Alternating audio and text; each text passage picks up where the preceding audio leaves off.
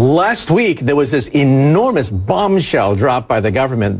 They finally admitted there was 100% core melt in Unit 1, possibly in Units 2 and 3. All these reassuring, soothing words mean nothing. 100% core melt. What stopped the reactor accident in time was the sudden influx of seawater. If they didn't put that seawater in at the right moment, we would have lost northern Japan. That's how close we came to a national, worldwide tragedy. Okay, I just want to make sure people understand. 100% core melt means what?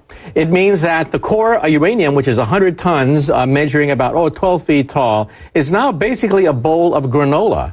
Granola with cream on it. That's what it looks like. Wait, explain this to me. It melted down into this mess. It melted down and crumbled into this mess. There's nothing recognizable in the core. If you were to take a TV camera down there and photograph it, it's like a pile of splintered granola with cream. That's what it looks like. And so that whole time when some people were saying we have a meltdown and the government was saying no meltdown, it was a meltdown. It was a meltdown. 100% core melt. And what prevented the reactor from simply going out of control and exploding was the fact that they dumped seawater into the cores, stopping the accident. And this is not in any textbook. No textbook says, as a last-ditch measure, dump seawater to stop 3 simultaneous meltdowns. Okay, so it stopped the meltdown because the water simply absorbed the heat and dissipated it. But the downside risk was the seawater then went back into the ocean and dissipated, and the radioactivity was spread around. The problem is you have all this salt, you have all this radioactive water, and the Chinese and the Koreans have protested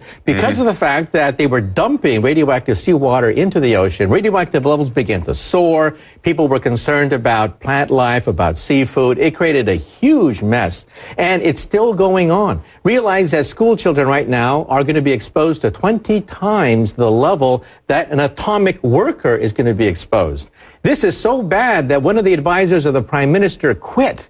He quit in protest and said that I'm not going to let my children be exposed to 20 times the radiation of what an atomic worker would get. I want to go back. What would have happened if the seawater had not gone in? Then you would have had a breach of containment. That is, all this melted uranium would have plunged onto the floor, probably caused a steam explosion, a hydrogen gas explosion, blew the lid off the whole thing, and then you would have had Chernobyl. 3 simultaneous Chernobyls, raging cores with maybe 25% of the core vaporized and turning into dust particles and basically wiping out northern Japan as an area that can be habited. So we came close. We came very close, right. Did they know this at the time? They didn't even know how close it was. There was an argument between the utility and the government. The government said, hey, damn the torpedoes, put in seawater. And the utility said, no, we can salvage it. They were trying to preserve their investment. They were trying to preserve their investment, even as there was a 100% core melt.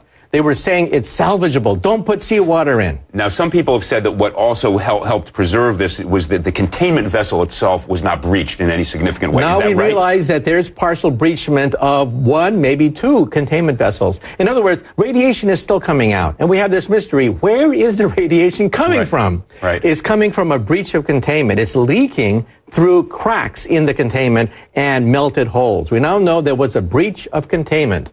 It did not create a steam explosion, thank God, because they put seawater in time. But radiation, the molten uranium, leaked out.